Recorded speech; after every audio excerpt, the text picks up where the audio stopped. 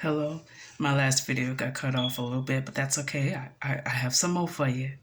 This is part 2 of the curse of polygamy that is upon the Israelite men. I was telling you in the last video, before I was cut off, that the Prophet Muhammad only had one wife. I'm not sure where in the nation of Islam and in the Muslim faith, when they started that believing in marrying more than one wife, but I don't believe that it came from a pure divine place. I believe that it's just a reason that men, it's not to male bash you, it's just a weakness that some men have. Not all men, some men. They just have to find a reason outside of themselves. Instead of owning up to the fact that they can't control themselves and their own lust, they have to find another reason and another thing that will excuse them from just not being able to be pure and be faithful to one woman. And instead of taking ownership of your own lust, you blame society, you blame music, you blame entertainment, you blame the devil, you blame religion, you blame everything but look in the mirror and say, hey, I have a problem and I need to be delivered. Prophet Muhammad, who supposedly developed and created the Muslim faith, one wife. He did not have multiple wives in his lifetime. Okay? Also, I looked into archaeological resources and I noticed that the very first time that we hear about royalty having more than one wife was in what's called Macedon, which is where Macedonia was, which kind of is in the area of Persia, Iran, present day Persia, Iran, in that area. King Darius had several wives, many in ancient Mesopotamia, in Assyria. He had 360 concubines, okay? Persia did not practice the Israelite faith. They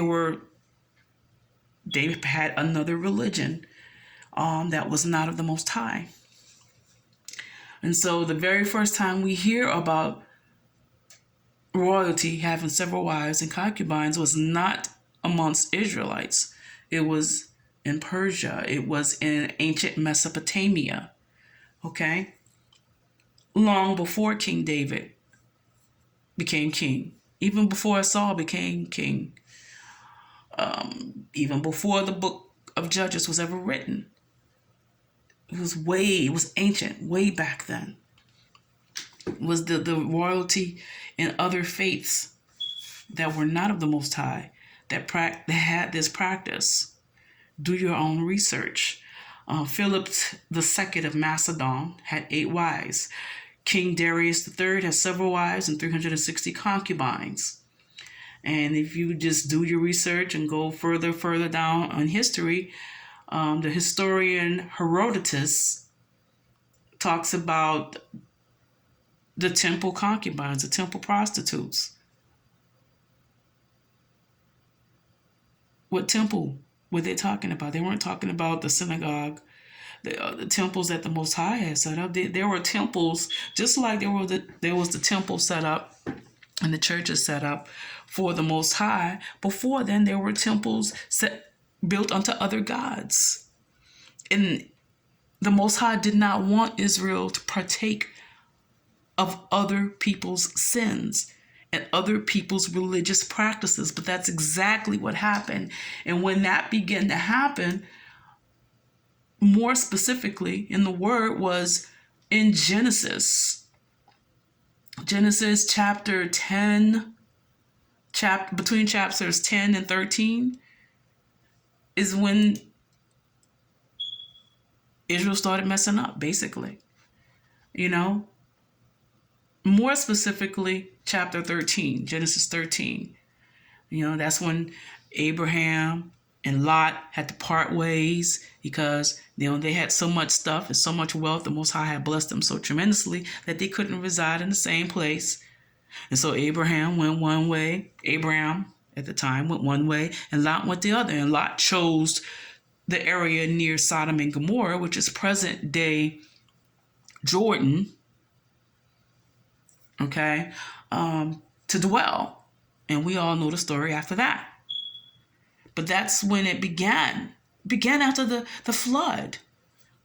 The angels, the fallen angels that slept with the daughters of men, they came back with a vengeance.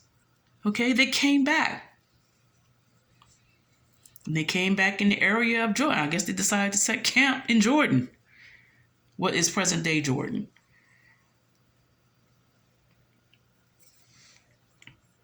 And why is it? Why did that happen? Why were angels, why were men sleeping with men and women sleeping with women?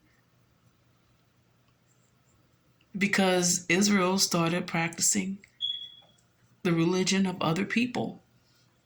They started getting more than one wife. They started letting their flesh rule. Because let me tell you something, to be faithful to one person, that is an act only possible by the Ruach HaKodesh. And just trying to get religious laws to try to govern your flesh and say, okay, well, you can have more than one wife, is not a cure or deliverance from the sin of polygamy. It's a sin. It is a sin. It is one that the Most High condemned. It is a religious practice of other religions outside of the Israelite faith. And when we started partaking of their sins and their religious beliefs is when the curses started applying to our lives. Deuteronomy 28, 30 to 32. Read it, brothers. How many of you brothers are living that right now? And that's because you could not keep in one woman.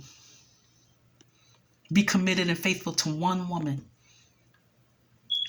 Having more than one woman at the same time. Having kids back to back with more than one woman. Hello, Nick Cannon. That is not the Israelite way. That is a curse. And it is a curse that keeps us in poverty.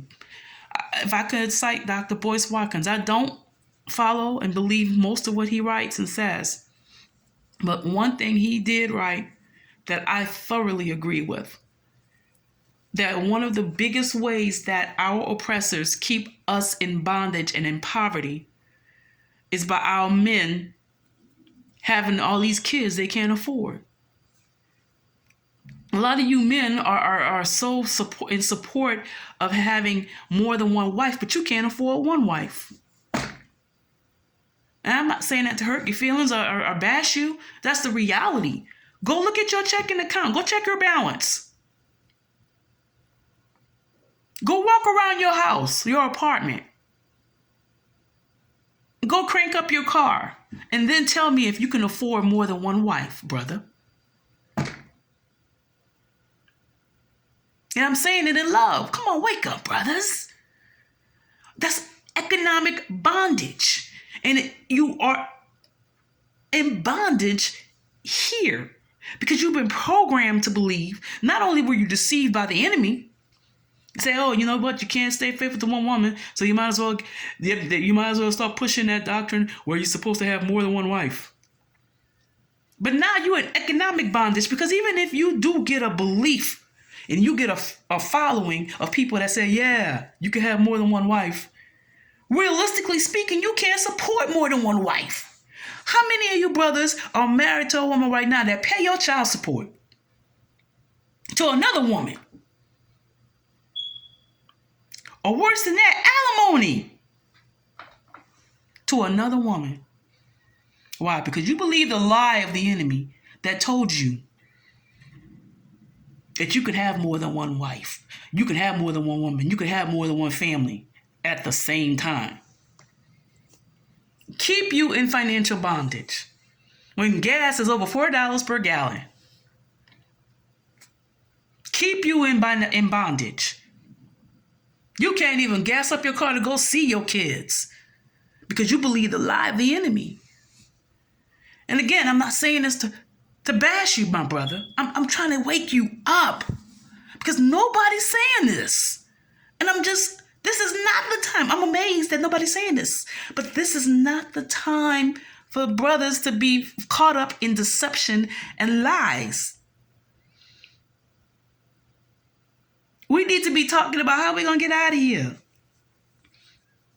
Instead of what excuse can I find to be in more than one female? Come on, brothers. Really? We need to be figuring out how we're going to get our coins together. And what kind of economic systems and infrastructures are we going to have in place when we do get back to our promised land? That's what we need to be talking about. Why are we still majoring over the minors? Come on, we're too close. We are too close to our second exodus for this foolery. And I'm not saying it to bash you. I'm saying it out of love and concern. I'm tired of seeing my brothers and us as a people in bondage because nobody don't want to tell you the truth. You can't afford more than one wife, my brothers. You can't afford 10 and 20 kids. We talk about the celebrities that have to pay millions of dollars in child support and what have you. But nobody has sat down and told these people, you know what? You can't afford to have all these kids.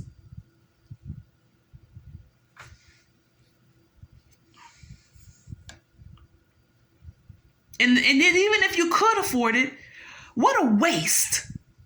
You could be taking that money and investing in the motherland. Investing in getting our people out of here. Investing in a prison complex on the motherland to send our prisoners over there so that they could be treated fairly. But instead of using it, set up a prison system that's more about rehabilitation than it is about punishment and incarceration. About educating our brothers and sisters that are incarcerated about their true heritage so that they'll know when they do get free not to do it again. But no, y'all sitting here trying to find excuses as to why to have more than one wife and more than one family when you can't afford the one you got. Come on, brothers. It's time to wake up. Please, wake up. Get up out the bed. This is not the time for that. Now, you're going to do what you want because you're grown. I understand that. But I'm trying to implore you as a sister.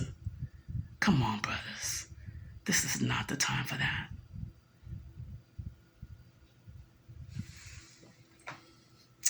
Love y'all. Y'all have a great day and be safe. And be blessed in the name of Yahushua HaMashiach.